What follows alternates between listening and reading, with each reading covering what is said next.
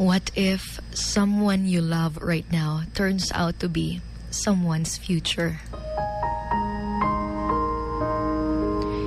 Ito yung tanong na sobrang sakit.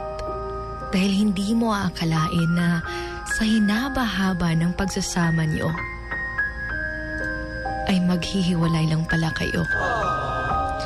Masakit dahil tila ba'y lesson lang yung role mo sa buhay niya.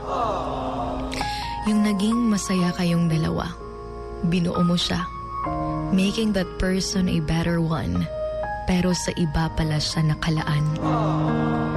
May nabasa nga ako, sabi, tulad ng tula, hindi natin pwedeng ipilit ang di talaga tugma.